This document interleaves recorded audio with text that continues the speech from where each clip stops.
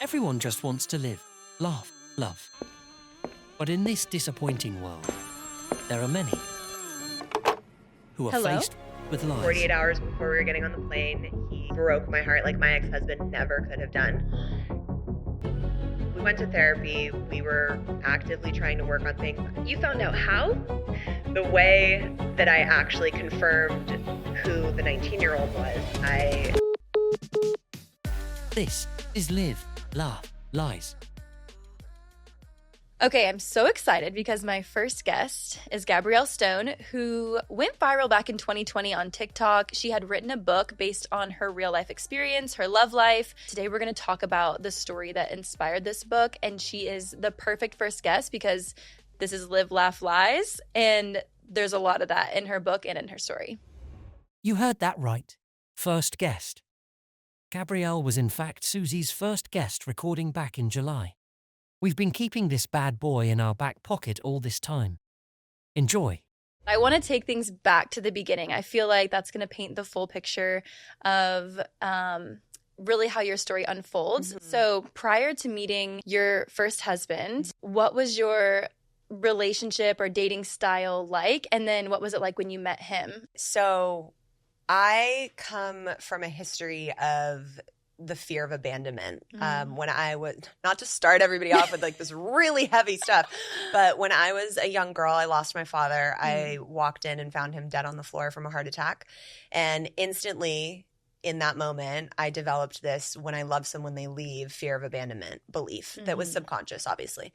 That was unfortunately reinstated when I was in high school, and my high school sweetheart of 3 years was killed in a car accident. So second man that I really loved, when I love someone, they leave. Chills, immediate chills. Yeah, fear of abandonment just like kept coming up for me in my life. So I unknowingly was subconsciously attracting these men when I started really like dating in my older years, my younger 20s, to show that belief to me. So I would attract these men that would inevitably abandon me in some way, shape, or form. But I would say my attachment style, if you will, was very like wanting to be loved, needing that security, not feeling good and okay by myself. So I was always looking for a man to kind of fill that void that I had within me from losing my dad, from the fear of abandonment. And it was a toxic cycle that I was in. It sounds like just similar to me. I feel like I've learned so much about attachment styles and like tried to educate myself. It's so weird to me that we try to reinforce sometimes the negative side of our attachment style. And it's like you go seek the thing that is bad for you. Yeah. I've found that so often. It's like you're trying to prove your own narrative in your brain, even if it's not a good one. Yeah. And a lot of times we're not doing it consciously. So if we have that subconscious fear of like all the men are going to leave me, then we're going to subconsciously attract those people. So our brain can be like, see, I told you. Exactly. It's right. And it's until we heal those beliefs within ourselves, we can't attract the good men, which I promise are out there. In my life, like I've been proven so many times, like my dad is such an amazing father and husband, and like my brother's a great guy. Like I've had so many great examples, and I'm not a man hater, and like that's not what any of this is about. It's like I think that we have stories that are interesting, and like I'm excited to jump into yours. But I do feel like it's important to like acknowledge like there are good men out there. There's so many good men out there. It's just we need to be able to find them, be ready ourselves to recognize them when they come into our lives, because I know that I have had experiences where I've attracted someone that's good and I've gone like this and been like, oh, no, this can't be right. This is too good or too safe because I was not healed within myself. It's so true. So how long were you married before you guys started to have sort of like hiccups in the relationship? So we talk about red flags. So we were together for 5 years, married for almost 2. Okay. And he met me as an actress. Like that was my one job. I was like lucky enough to be like working as an actress in LA and not have a secondary job at the time. Pop off. That's so awesome. Okay. I was like living my dream and was like, oh my God, this is my career and this is what I'm going to do. He came into my life knowing that that was the path and the trajectory I was on. And the red flags started almost immediately. I just refused to see them, but it was, very jealous and uncomfortable when I would go away to work on set. I mean, if there was a kissing scene, forget about it. But even if it was just like, oh, we're out to dinner and there are female and male co-stars there, like it was very uncomfortable, very upset. We went to therapy about it. And it was just the first kind of big sign that things like to not be supportive of my career. Right. Especially to come into it. Yeah. Knowing that's your career. To like be like, cool, I want her, but let's change you. Yes. Oh my gosh. Yeah. So that was kind of the first red flag. We went to therapy. We were actively trying to work on things. I'm very well aware that it's not an easy situation to see your significant other go off to a movie set, have to pretend like they're sexually into someone and be physical. I can assure you that it is the most awkward thing you have ever done and not sexy at all. But I understand like the feelings that come up with that. But it was taken to a level where he would show up on set and really be disrupting my work and my job. There were a lot of like embarrassing moments that happened when this is something I had been working like so hard to achieve. And I remember one day in therapy, which like should have been the moment where I was like, we're gonna go. Where my therapist was like, why aren't you supportive of her career if this is her dream? And he was like, well, she's only doing indie films. It's not like she's ever going to make it. And I was like, oh, okay. And for some reason, the broken parts in me was like, but I don't want to be abandoned again. So like, let's just fix this. Yeah. We got engaged pretty quickly after 8 months of dating. And then we were engaged for 2 years before we got married. Okay. Did the therapy start before the engagement and all of that? Or did those conversations happen after marriage? It happened after the engagement, before the marriage. Gotcha. Like I was aware that there were issues that we needed to work through before we were going to get married. I think it's so smart to get into therapy, whether it's before marriage or whatever, to like just be proactive. 100%. So smart. I love that. Live Laugh Lies is sponsored by BetterHelp. Okay, as you know, I talk about my therapist pretty much every episode of this podcast. It's no secret that I've been in therapy. I love therapy, and mental health has been a topic of discussion pretty much my entire life. Even from the time I was a little kid, my parents were really great about opening up that conversation, but there were absolutely times in my life when I could not afford a therapist, which is why I want to talk to you guys today about BetterHelp. They're a sponsor of today's episode, and their mission is to make mental health resources and therapy accessible to as many people as possible. Even though I came from a really healthy home where I could talk about my feelings and talk about my life, I didn't always have the resources in my adult life to pay for therapy. And I look back and wish that I had BetterHelp at that point in my life, because I think it would have helped me overcome certain things and just have better tools in my toolkit to be able to navigate life. I don't think that therapy should be a luxury. I think that everyone should have access to a therapist.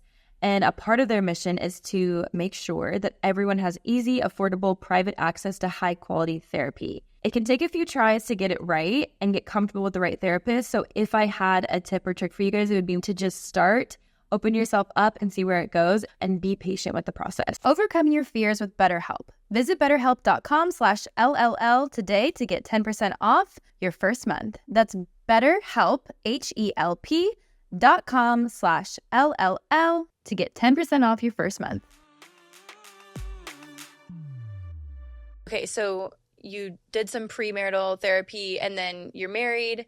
And I know how the story goes, but if you want to fill the listeners in on kind of the trajectory of what happened in marital counseling and kind of what you uncovered around that time. So we were married for almost 2 years, and I would say after the first year is when things got weird. And by weird, I mean he was like asking for things in therapy that were really above and beyond what any normal partner would be doing. So he was a sports coach. I was like super involved, would go to all the, tournaments that he was coaching.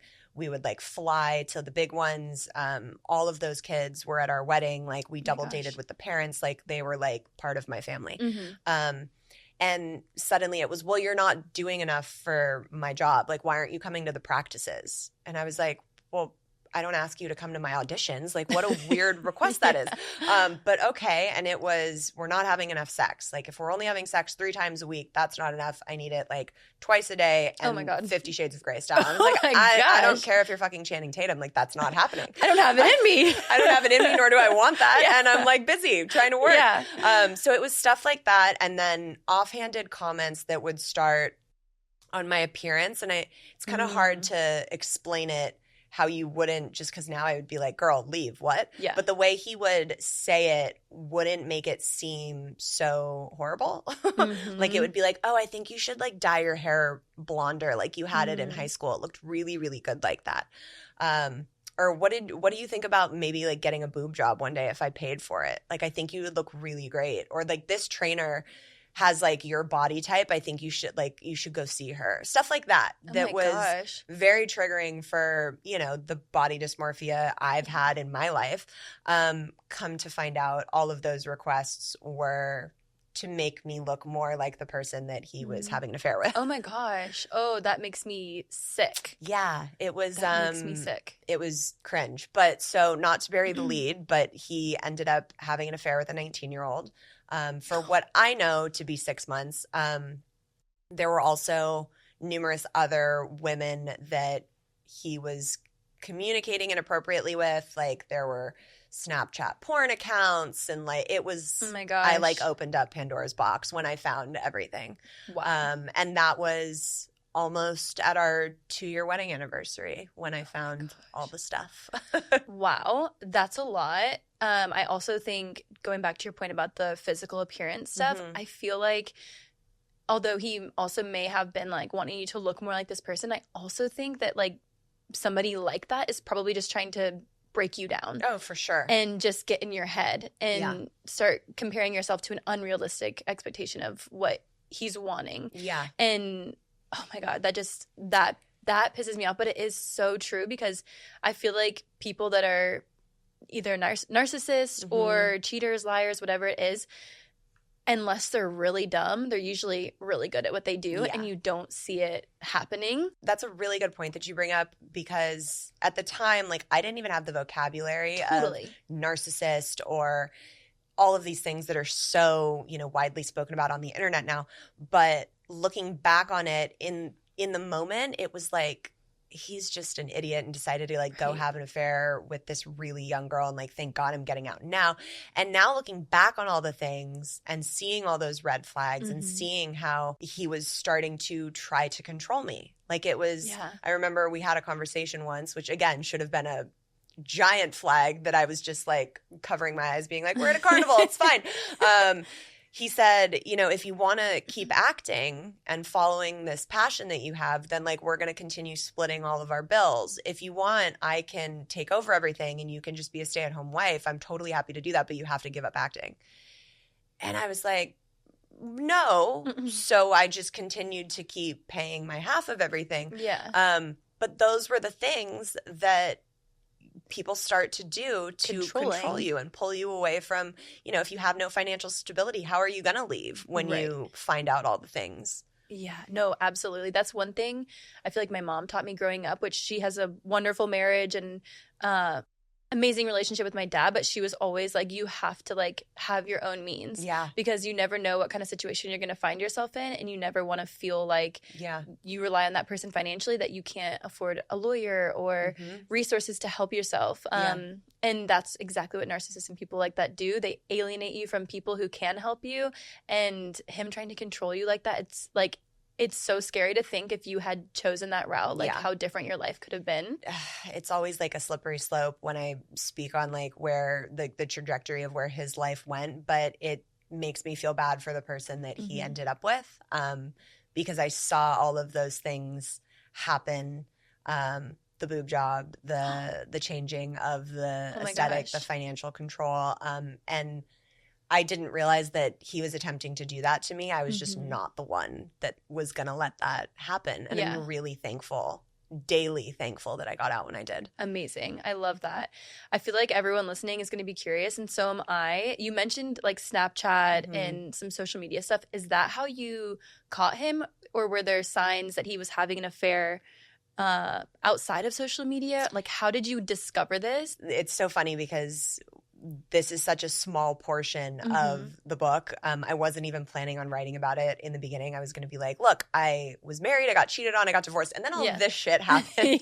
And my girlfriend was like, no, Gabrielle, you have to go back and write about this. It was like an episode of CSI. Oh my gosh, I love it. So he went off on one of his work trips, which he like had come up with this like ridiculous lie about why I couldn't attend this one, even though, again, these kids were like my family that I had like grown up with over the past 5 years. And he left his email open on the computer that was in our office. I like did not even go searching for anything. There were signs I had known something was off. For example, the night that I was winning, this was like when I was starting to get noticed in my career for the first time. And it was like this really incredible moment for myself that was like also painted with this horrible time in my first marriage. When I was winning my Best Actress award for the film that I like wrote, directed, produced, it was like my baby. Oh my God. He told me he couldn't come because of work. He was with her at a hotel. Oh my God. And I remember FaceTiming him that night, and he was like walking through a parking lot. I was like, where are you? And he was like, oh, I'm leaving the gym right now. I was like, it's like 11 o'clock at night. What do you mean you're leaving? He's like, yeah, I'm leaving. And he like wouldn't pan the camera to show me where he was.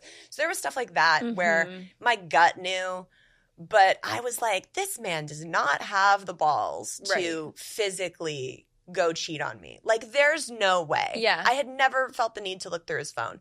He was just not that person, nor was he to his friends, his family. Like, the shock that went around our, like, tiny little community when this news broke was, like, ridiculous. Wow. So there were signs like that. But when I actually found everything, he was out of town on a work trip. At this point, I was, like, 95% sure I wanted to get divorced just because I knew there were lies going on. And, like, I don't personally feel like you can recover when that trust is broken. Right. But that last 5%, man, was like, you just had this big wedding and like my mom worked her ass off to do that for me and like letting all those people down. It was just like I was still trying to hold on. And I went into our office to get something out of my filing cabinet and the computer started dinging. And I went over and there was an Uber receipt from where he was supposed to be in Florida, Ubering all the way to Miami. And I was like, that's not right. And I clicked the trash email and found every receipt from like the hotel that was like a mile away from our house. And like when I was at this thing, he was doing this and like literally found everything. And the way that I actually confirmed who the 19-year-old was, I saw the receipt for the Four Seasons, which was like a mile from our house that we lived in. Also, like, not him getting the Four Seasons for her. Girl, and the Four Seasons that we had spent, like, our, like, special night at. Yeah, it was just ridiculous. I'd be sick. It was ridiculous. And then he'd be sick. Like, I would make him sick. And now I will make you physically ill. Yes. So I called the Four Seasons, and I, like, made up the most ridiculous thing. I was like, hi, I'm doing our taxes and my husband's a celebrity, so we like go under a pseudonym and I can't remember what we booked it under, which makes no fucking sense, by the way. Like, people at the Four Seasons, get your shit together. Get it together. But they told But also me, thank you for yeah, not. I know, but also thank you.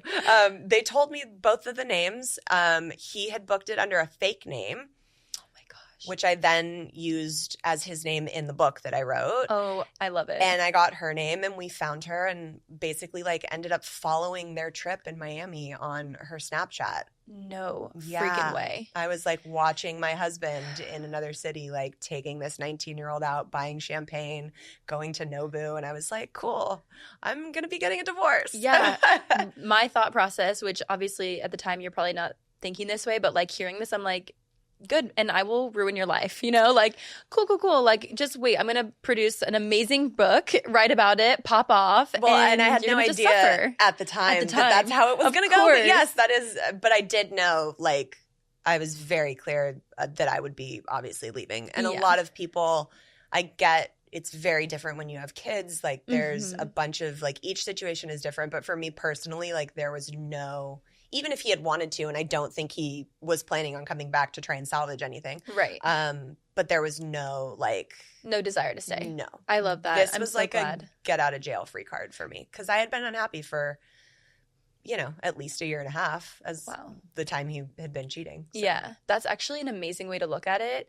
I feel like sometimes I've been in relationships that were like just not healthy or not good, and you do kind of feel like you need a reason, even though you don't need a reason. Yeah. Like you can just want to exit a situation or leave a situation. Yeah. And I'm so glad. I mean, as horrible as it must have been, I'm so glad because, again, like we were saying earlier, like who knows if you had never found that receipt, like what would have happened or how long you would have like stayed. And there's especially a stigma with divorce. Like once you've made that commitment, it's like you need a reason. You don't need a reason. If you are unhappy and you are not fulfilled, that is the only reason you need. I am so fucking proud of myself that I chose to go through and get divorced. It was the best decision I have ever made. I cannot fathom what my life would have been like if I didn't. And I'm proud of it. I have readers that contact me all the time and they're chills again. I love it. That contact me and they're like, because of this book, we're going and like throwing a divorce party for our friend. Like instead of a bachelorette party, it's like we're celebrating the death of this horrific like relationship that we were in. Right. To go have this amazing life that you deserve. That's so awesome. I love that you've turned this into something that's like inspiring to other women or men or whoever is going through something. Like it's really empowering. When Cyndi Lauper said, "Girls just want to have fun," she really meant it, turning what would typically be a difficult life event into a cause for celebration. When you get knocked down, you get up again. Now, that one is Chumbawamba. Anyways, back to the story. So after the book obviously like went super viral in 2020, there were a couple TikTok videos I had that like news articles picked them up. Like it was like all over. Yeah. My gem of an ex-husband decided instead of trying to take me to court, which I'm sure someone legally advised him, like, you have no ground to stand on because A, all of this is true, and B, like, she never says your name or who you are, decided instead of doing anything legally, he would go the illegal route. And it really came after a lot of people on social media. Interesting. And my account specifically, and was kind of like cyber hacking. And it sent us down a dark, dark wormhole on the dark web that I would never wish upon anybody. The dark web? For real? Well, oh yeah. Like paying people to screw with people's social media accounts and stuff. Oh my gosh. And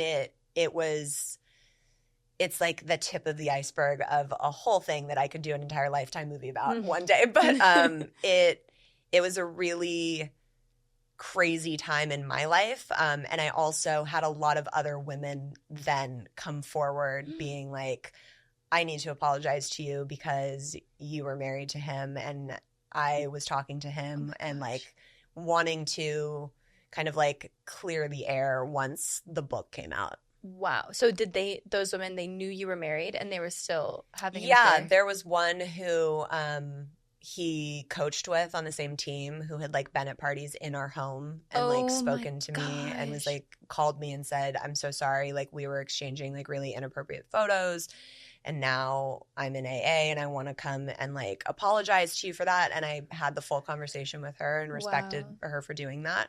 I also was so thankful to be out of that relationship that nothing shocked me at that point.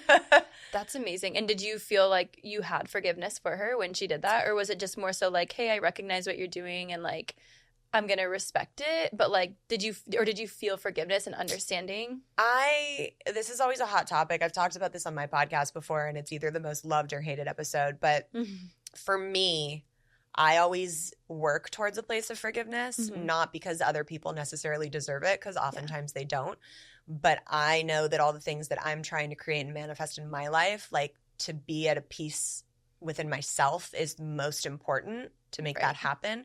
So I'm not going to sacrifice that for another person just because they did something horrible to me. Right. And like, you know, at the end of the day, you don't blame the woman if they're aware that that person's in a relationship. Do I think that's a shitty thing for them to do? 100%. But is it their responsibility to protect that relationship? No, it's your husband's. I love that. I have the same mentality where I'm like, you can't blame the other woman, but it can be a really shitty thing for her to do. 100%. If they know, Yeah. it's like Like, this person, the husband or the wife or whoever has a commitment that we vowed, like, that's the person that you have to, like gear the whatever towards. But, like, this other person, I'm like, yeah, you're allowed to be a shitty person because I didn't commit to love you and you didn't commit to love me. Like, I wouldn't choose you, but I chose you. So you owe me the decency. So I have that same mentality. Yeah. But I think it would be, I mean, I think I would also feel similar where I'd be like, okay, like, I appreciate what you're doing and I'm going to work towards that internally so that I can go on and live my best life. My first marriage doesn't even feel like it happened. Like, I could quite literally go down and sit and have coffee and be like, what was going on in your brain, dude? Like, tell me about it. Because, like, that shit must have been wild on your end. Must have been a thrill. Like, all the like, I was talking about this yesterday, and I was like, I would love to have somebody from the other side of these conversations to be like, what did that feel like? Because I can't imagine. For me, it would be anxiety. Oh my God. shame, keeping track of all the lies. All of like, that. It's exhausting. It would be horrible. But for somebody like that, I'm like, it must be a thrill. Because why else would you be doing it? So please tell me about your adventure on the other side. If you're listening to this, which I know you are, hit Susie up. Come on the show. Can you imagine? No, I don't think I'd be very nice, unfortunately. Like, no. You're not welcome. But it would be very, I just always think it's so interesting. I'm like, I wish I could see or experience, not actually experience it, but like know what they're feeling. So I'm like, this is just so bizarre to me. Yeah, it's like getting inside the brain of the narcissist, the sociopath, whatever you want to label them as. So wild. That was like the first chapter of this story, and there's so much more. Yeah. This next chapter, not chapter actually in the book, but you fall in love again, right? Yeah. This is a tough one. This is the one that sucked. But I mean, again, this happened so long ago that now it's weird because they're both very much so like characters in my story. Like the fact that they really exist and are walking around breathing is strange to me. But yes, the one after was the one that really like knocked me on my ass. Damn. And it's so funny because it's the relationship that I had with this man was a month and a half long. And the DMs that I get most from this book are, why is it always the guy after the long, intense relationship that I am incapable of getting over and I feel like I want to die? Yeah. It's very real. So if you're feeling that out there, you're not alone, especially when there's love bombing involved. I love a good love bomb. I'm like, and again, didn't have the terminology at the time to know that's what I was in the middle of, but can confirm that's definitely what was happening. Right. So it feels so good when you're there. You're like, oh yeah, I love this. You're fantastic. Obsessed with me? Obviously. It's fantastic when it's happening. So I pulled away from my house after handing over the divorce papers and was like, I'm done. I'm going to be single for like at least a year and like just be by myself. And the universe was like, yeah, bitch. Okay. And this man and I, his name's Javier in the book, we had actually gone out twice, like before I had ever met my first husband, like casually. Like he was my like very casual option. Wait, before you were with your husband? Oh, I didn't know that. 2 dates, like very super, like we went, we danced, we made out a little bit. That was the extent of it. Never spoke again. Yeah, and then I went off and got married. Yeah, it was great. Yeah. So he slid into my DMs and I was like, oh, my casual option. Yeah. Yes, I want to go out and dance with a hot Latin man on a Friday night. Absolutely, because I'm single and I'm being by myself. And that casual night turned into a wild, like 0 to 100 romance. And it was like, meet my family, have my babies, I'm done. And he invited me on a month-long trip to Italy with him. The dream. The actual dream. The actual dream. I remember being like, when are you leaving? And he said September 4th, which would have been my 2-year wedding anniversary. Wow. And I was like, okay, when are you coming home? And he said October 4th, which is my late father's birthday. So I was like, okay, universe, I hear you. Yeah. I'm going to Europe. Fine. Twist my arm. And 48 hours before we were getting on the plane, he told me he needed to go by himself and broke up with me and broke my heart like my ex-husband never could have done. And I was like, okay, I can either stay at home heartbroken at my mother's house because that's where you move when you get divorced at 28, or I can take my already packed backpack and get on a plane and go travel. So I did 6 months. I did 6 countries. throughout the month and wrote the book about it. Oh my gosh. And the book's name is Eat, Pray, Fuck Eat, My Pray, Life. FML, Fuck My Life, yes. Which I'm a huge fan of the movie and the book Eat, Pray, Love. Yes. Were you a fan at the time? You know, I had not seen it, Okay. nor read it. God, I'm so sorry for saying that. I feel like it's blasphemy to half of the readers out there. No. But you, of course, know it. It's like Yes. pop culture knowledge. Yeah. And I had made a joke when I realized I was going, and Javier was like, "How are you feeling about, going on the trip still?" I was like I'm about to go on a journey of Eat, Pray, Fuck My Life. And that's the title of the book I'm going to write. And I just knew. I took a journal that I bought the next day before the flight, and I wrote 3/4 of it by hand in that book on my trip. Oh my gosh. Yeah. In a journal. In a journal. Still have it. One of my most prized possessions. And it's I love very that. close to how the finished book ended up. Really? Mhm. Oh my gosh, that's so cool. Were you, when you're traveling to 6 different countries, I mean, I've never written a book, but I imagine it's so much effort and like it's just very time consuming. Mhm. Were you able to enjoy the countries while you were there? Oh, Or yeah. Okay, great. So you were like you were truly living Yeah. and then writing when it came naturally? Yeah, look, I was heartbroken. So there were days where I was sitting at a cafe for 5 hours or on a train to the next location I was going, just writing and writing, and it was like therapy for me. Yeah.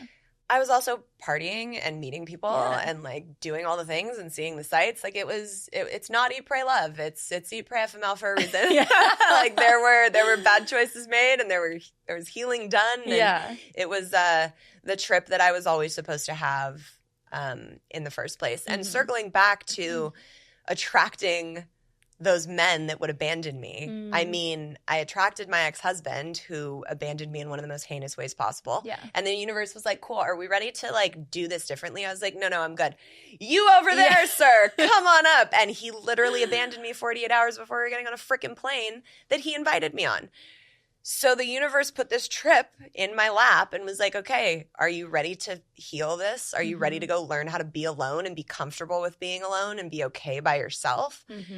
And that was what that trip was for me, learning how to go be okay by myself and heal those deep abandonment wounds. And it was the best thing that ever could have happened to me. That's so cool. I'm no stranger to solo travel and taking a trip after being heartbroken. It's the best medicine. It's so good. I did it in college, and I went to Panama for a Nice. couple weeks in the summer and couch surfed. And then I did 4 countries in Europe when I was 25 as Nice. well.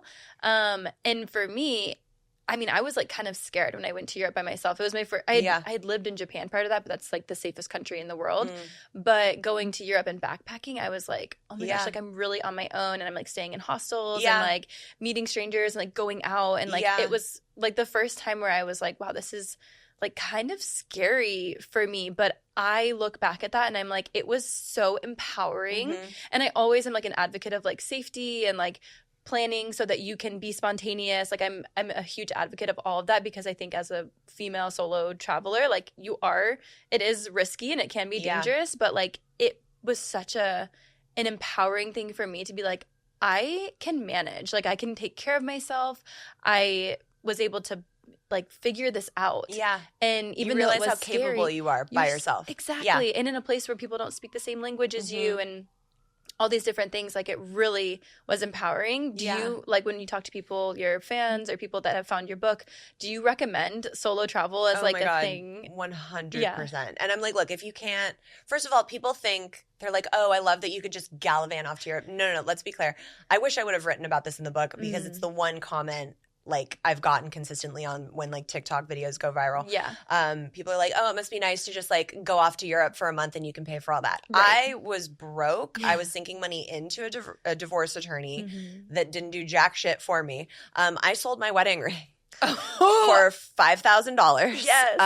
And that was what funded the ticket and the rest of the trip. And that lasted me that whole month. And it can be done cheaper. I went to a soccer game in Barcelona. I wasn't trying to really save. You can backpack for a lot cheaper than that. When I did my second solo trip in Southeast Asia, it was like $2,000 for a month. Like it goes a long way. It can be done. Yeah. But if you can't afford to like leave and do like a big one like that, like go camping by yourself for a weekend, take a hike, like really like go out and be alone, because there's so many times where we think we're alone, but we're scrolling on social media and watching Netflix or doing both simultaneously. And it's like, until I did that trip and was like by myself, sitting alone, writing, wandering the streets of Europe, I wasn't able to really get quiet and meet myself as an adult where I was. And I came back from that trip as like a totally different person. Wow. In such a good way. When you first went, because when I was on the plane over there, I mean, I had 2 days notice. I didn't plan anything. I knew that I was like flying to London and that's where my trip was starting. And I didn't like decide where I was going after that. And the only thing I knew about hostels was that there is a horror movie about them and people get brutally murdered. And I was like, what do you mean I'm going to go stay in hostels? Yeah. And it's like adult summer camp. It's the best experience. So fun. My favorite part of my European trip was I was in Ireland, which it was cool in Ireland. It was fun.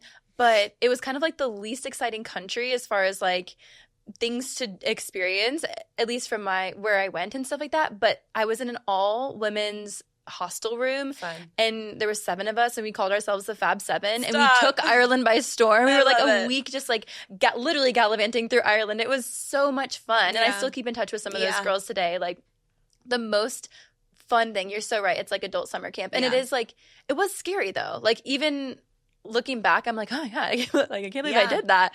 But it was truly like one of the most interesting and like one of the things that really shaped me and like I think my strength with where I'm at today. Yeah. So I love that. Same. And it's, you're always going to need to be diligent no matter where you are. You have to be diligent if you're walking around the streets of LA, you know, like it's no matter where you go, you have to have that awareness. But I have never felt unsafe during my travels, except one time in Paris, but I put myself in that situation. My family thought I was wild, insane for going by myself. 1, when I moved to Japan. 2, when I went through Europe by myself.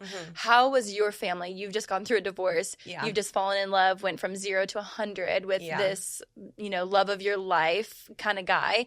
You're now going to Europe by yourself. How was your friends, your family? Like, what was the reaction from them? It was interesting because I had just gone through this like blindsiding divorce and then this like what I didn't recognize it at the time, this love bomb relationship. And it's obviously written about in the book, but what Javier said was the reason for his sudden change of heart was he lost his brother to suicide a year and a half before he and I reconnected, and basically said that when he fell in love with me, kind of like opened up all these emotions he had been stuffing down, and like the grief came up and like just kind of overwhelmed him. Whoa, that's heavy. So it was this really, and I obviously come from dealing with a lot of grief and loss in my life. So part of me was like, I can't believe you did this to me and you just completely broke my heart and like had me like making all these plans like wildly long down the road. And the other part of me wanted to protect him and defend him. So I had friends that were like, fuck this fool. And I was like, no, you don't understand. You're not in it. You don't see what's going on. My mom wanted to absolutely murder him. Yeah. You still like, I'm very detached from all of it now, but you say his name and she's like, she just can't even handle with either of them, which I understand now being a mother because she went through all that heartbreak with me. But I do remember that she came in and sat on my bed before I was leaving for the trip. And she was like, you don't have to go. Like, you can stay here and we can figure it out and you don't have to go. And I was like, I will be damned to sit here, respectfully, Mom, and watch him post pictures all over Europe and not be going and doing some epic shit myself. I respect it. Yeah. Also, moms are the best because it's so sweet that she wanted to be like, hey, like, don't feel like you have to go do this. You're going to be sad in Europe. And I'm like, I feel like my mom would be the same way. Yeah. It's good because you know you have that at home. Like, I feel like some people obviously don't have that support, but it's so nice to know that you have like family, friends that you can come back to if you are sitting alone in a coffee shop in Europe and just like, I can't get past this. ridiculous. Yeah.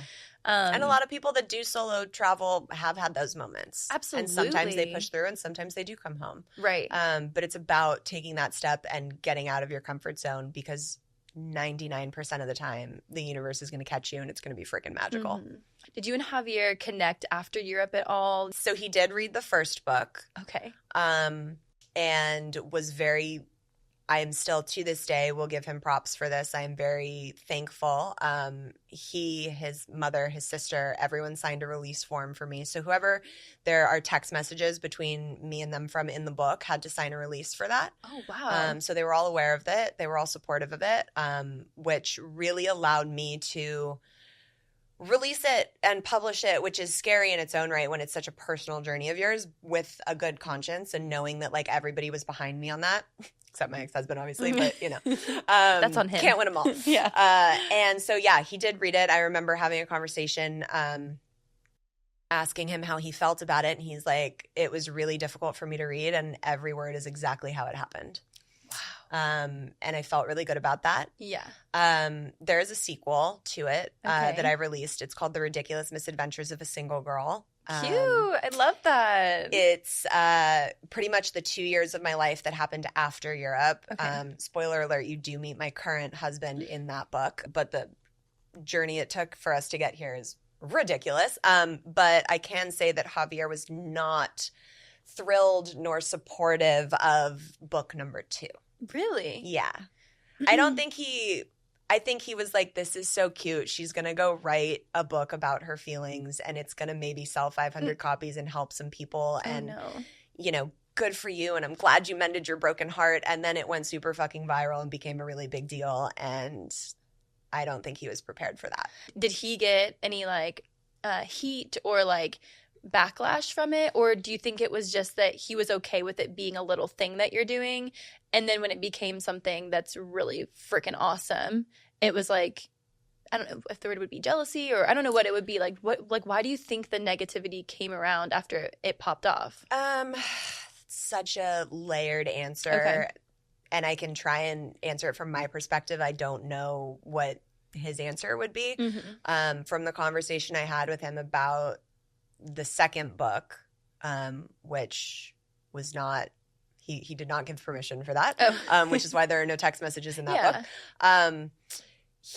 I do believe that he received some heat from it online. Not that I've never revealed who either of the men are. If people are good at Google searching, then that's on them. But like, I've never confirmed or denied like who their identities are, because it's not really about that. Like, they're very much so supporting characters in like this healing journey that I went on. But I also know that he obviously knew his behavior in what was going to be in that second book and wasn't super proud of that. Gotcha. As much as the first book, he wasn't like doing, you know, great heroic stuff. It wasn't quite as obviously bad as the stuff that appeared in book 2.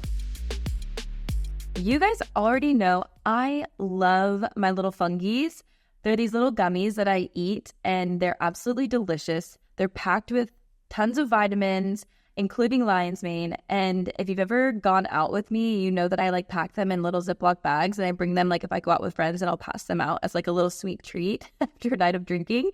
They're not psychedelic gummies or anything like that. They're not psychedelic mushrooms. They have lots of health benefits, including lion's mane, which is really great for your brain. So I always tell everybody, I'm like, this is wellness for our body, guys. Like, this is a good step we should be taking at the end of the night. But if I'm not going out with friends and packing my gummies in little Ziploc baggies, I take them throughout my day because they have different gummies for different things. So some of them are for like beauty. Some of them are for, you know, cognitive abilities. They have a bunch of different gummies within the Fungies brand. So you can choose what it is that you are wanting to focus on, but I love them. They're so delicious. There's no weird aftertaste. Fungies gummies help people improve their focus, energy, immune health, relaxation, and even the beauty from within.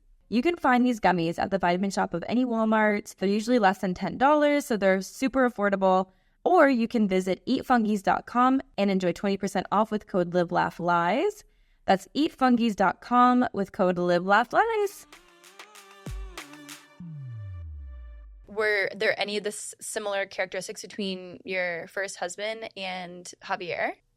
It was very hard for me to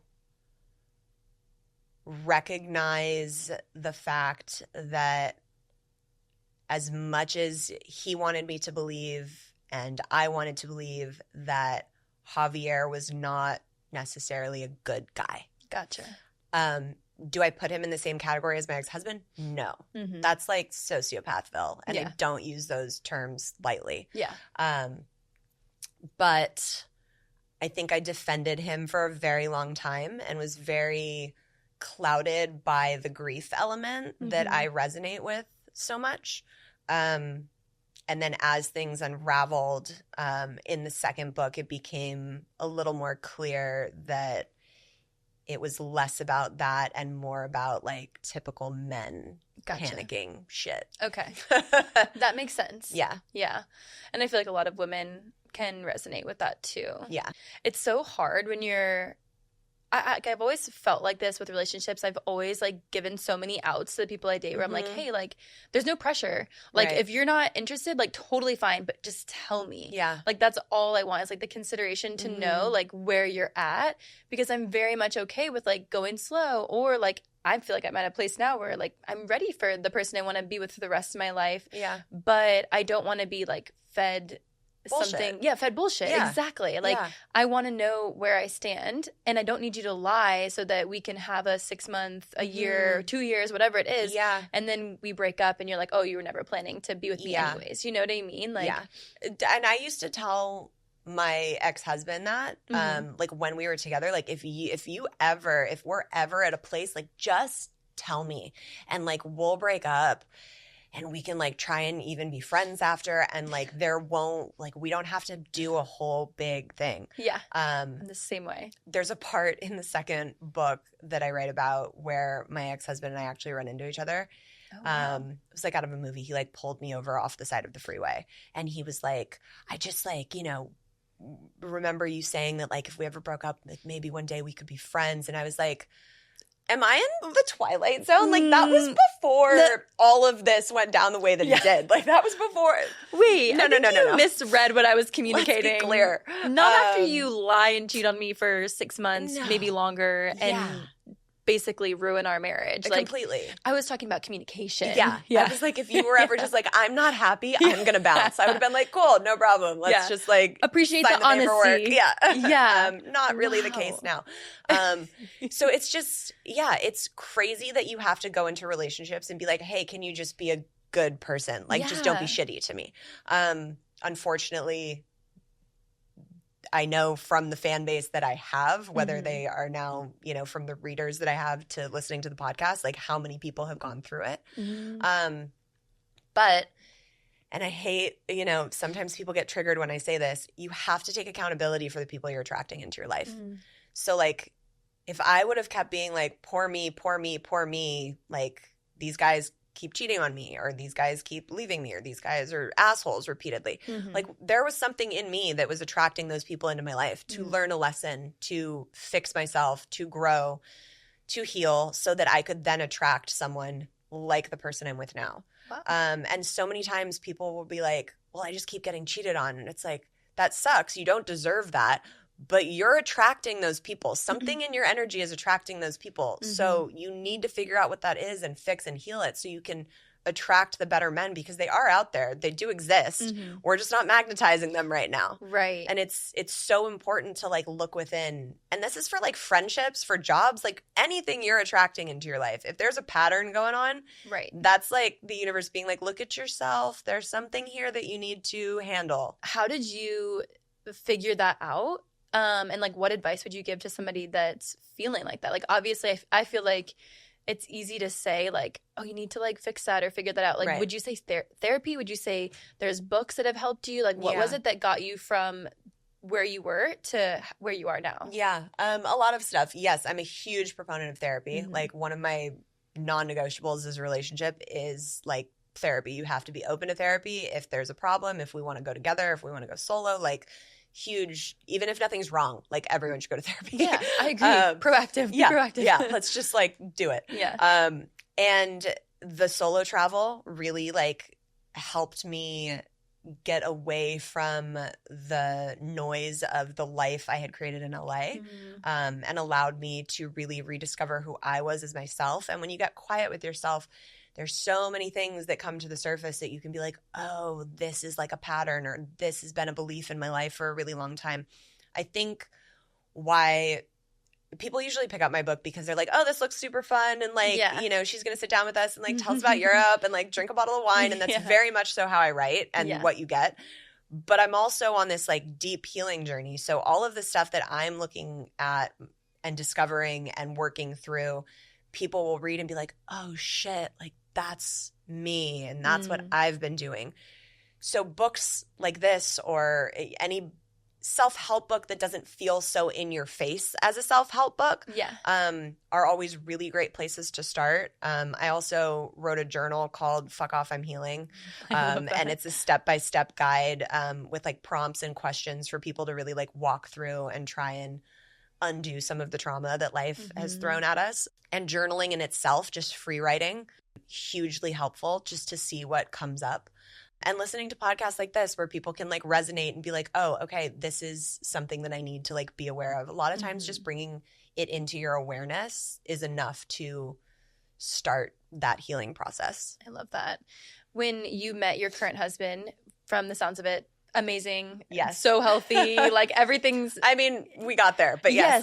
Totally. I feel like even in our discussion before this, it's like we were just saying like relationships are hard. Yeah. Like everyone brings everyone brings their shit with them to relationships, all the baggage. And you like, it's so hard for me. Like, I feel like I've always been so quick to run away. But I'm curious, like, what were some of the green flags or things that you saw in your current partner where when you were dating or when you guys first met, like that you might have thought, okay, this is different. So I was really scared when he showed up into my life because he's 14 years older than me, 14 and a half, and has a daughter, and at the time was the age that I was when I lost my dad. Oh, so it was very triggering to walk into because I was like, he's going to die. Oh. Like my whole thing is when I love someone, they leave, or when I love someone, they die. Like I'm recreating this pattern that my mom had, and like, here's the daughter and da-da-da-da. Oh. And I remember my mom looking at me being like, you could walk outside tomorrow and get hit by a bus, Gabrielle. What do you, like, stop. Yeah. Go be happy for 30 plus years. Right. You know, and like enough. I was like, okay, Mom, thanks for that reality check. But I would say some of the green flags that he has, and it's so funny because, you know, people really fell in love with him throughout reading our journey in the second book. And he really is such a gem of a human, but they all call him my unicorn. And it's so great to now get messages about, you know, after people have read the second book saying like, I'm not settling until I find my Tay. And I'm like, fuck yeah, man. Like, and I feel like I've been through so much of the relationship muck that I really like deserve it. But I do know that I healed to get there. And it wasn't just like the luck of finding him. But his communication, the fact that he's always so open to sit down and talk either with a therapist or talk just to me or hear me out and like create a safe space for me, and that he stayed. I tried 4 times to be like, can't do it. Sorry, gotta go. And he stayed, and not in the like toxic puppy dog, like just sitting there waiting. Like he was like out living his life, but like he just knew. And he allowed me the space to go and figure my shit out until I was like really ready. Wow. Yeah.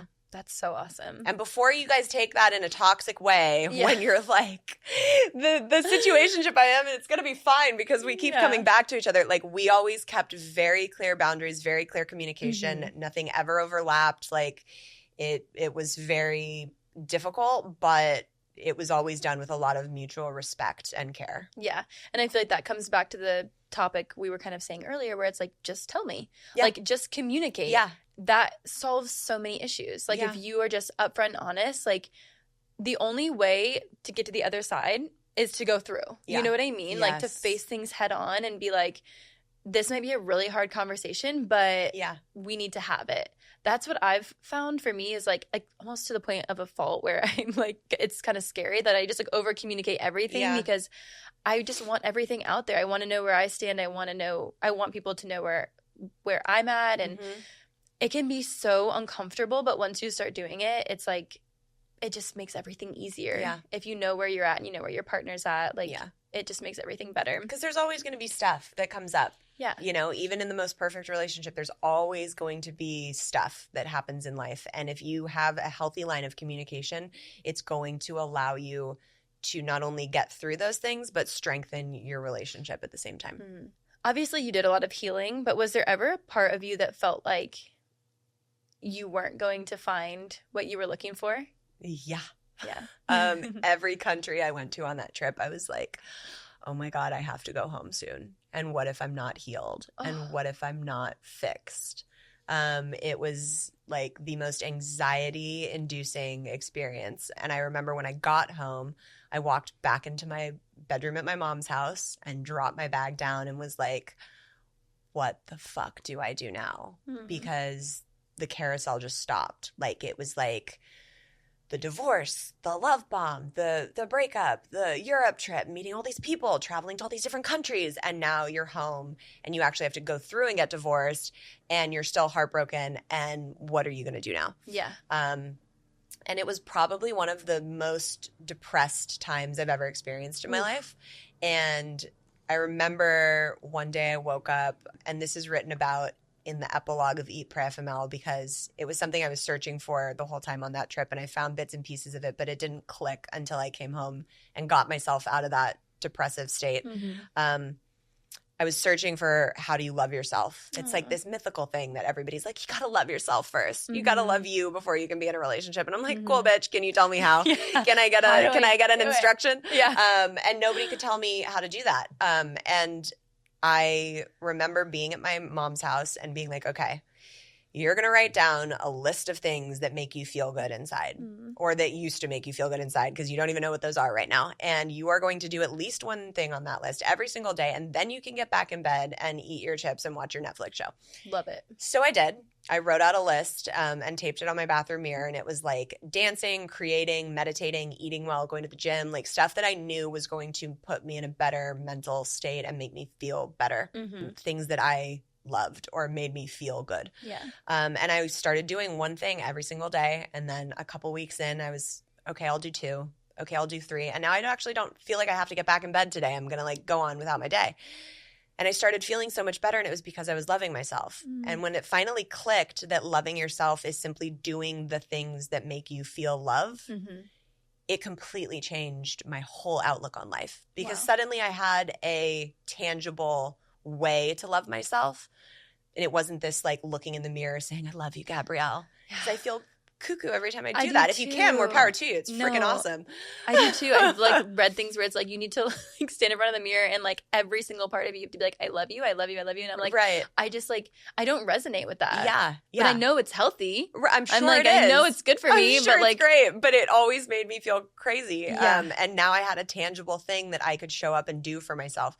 Because when you think about it, if you're in a relationship, any type of relationship, whether it's romantic or mother-daughter, friendship, whatever, and you're wanting them to experience love from you, you do things that make them feel loved. So when we're talking about self-love, why would you not do those things for yourself? That's so true. That's actually so powerful. I feel like I even need to go home and make a list for myself, because I do feel like in general there have been times lately where I've just like struggled with even my self-worth or like where like what I'm supposed to be doing, things like that. And I feel like it's so true. Even just putting on a playlist and something as simple as like cleaning my apartment. Yeah. It's like a thing that gives you like self-worth. I don't know how to describe it. Or like making your bed in the morning. It's like doing like you have to take the action first sometimes. Like the motivation may not be there, but once you start, like you start taking care of yourself, or you're like, oh, like I make my bed so it looks nice, and you feel better about these little things.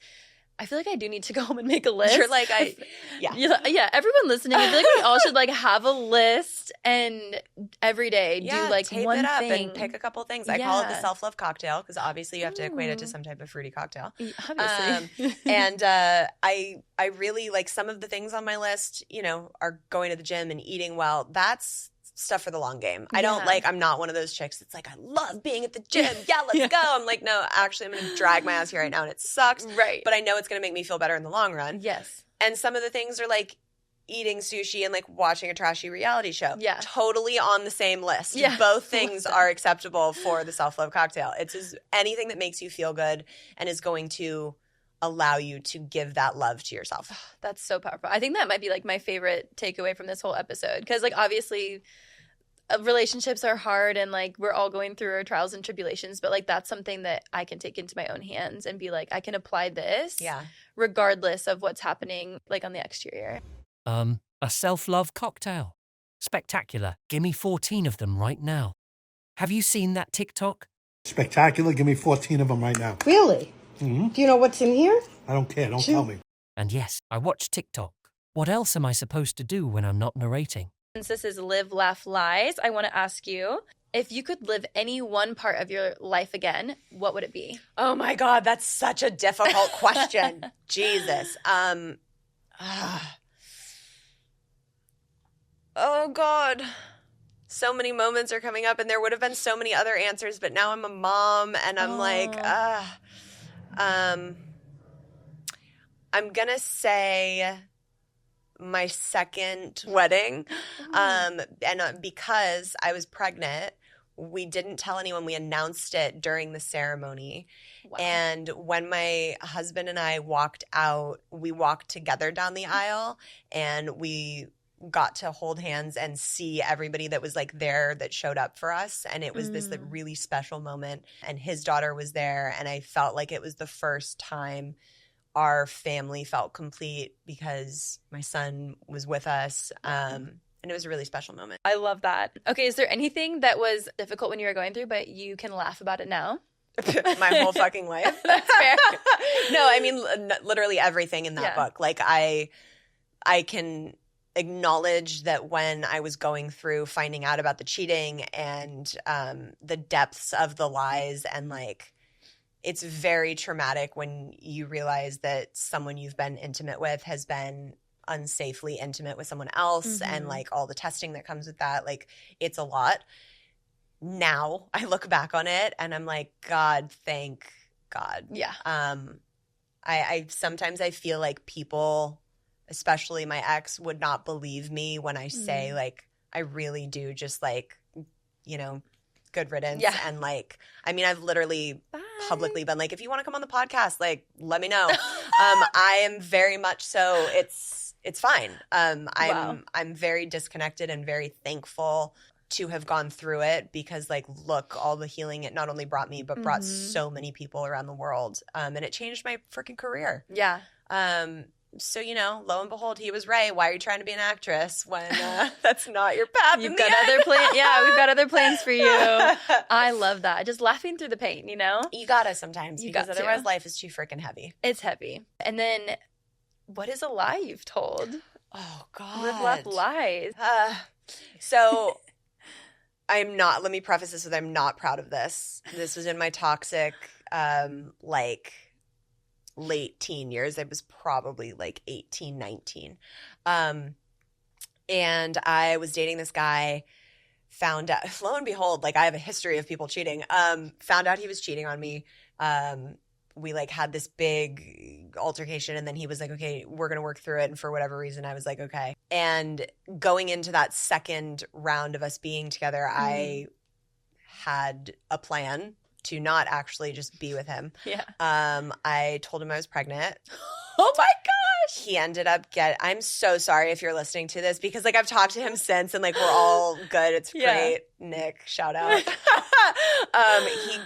When I told him that, he got his name tattooed. He got my name tattooed on his arm. It has since been covered up. I'm so weak. And we made plans I was going to move up there, obviously, to be with him where he was living and to like, start our life together with this cute little baby we were having. Yeah. And as he was packing the boxes at his house and getting ready to leave, I told him, there is no baby. I am not coming, and have fun with your tattoo. Gotcha.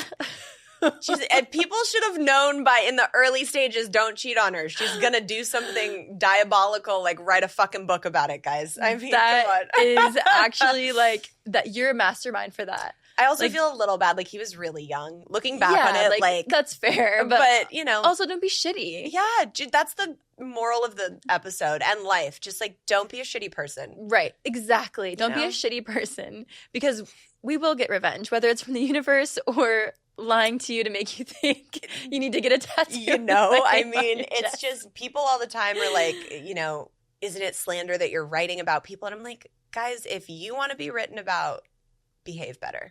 Right. If you want to be written about, well, behave better. Absolutely. Noted. Well, I sure hope if there is a book about me, it is kinder than the YouTube comments. Seriously, I'm just a British lad who just wants to live, laugh, love with his pal Susan. Anyways, let's wrap this up. Thank you so much for coming on the show. You were the perfect first guest. Oh, thanks, girl. You made me feel very comfortable, and I loved hearing about your story. I know you went viral on TikTok, and so many people already follow you. But if you want to share where people can find you and where they can get your book. Yeah. I'm on Instagram at Gabrielle Stone and TikTok at Gabrielle_Stone. And the book is Eat, Pray, FML. You can get it exclusively on Amazon or signed on the website, which is eatprayfml.com, which is where you can find the sequel and the podcast, FML Talk, and all the things. Amazing. Thank you so much. Thank you.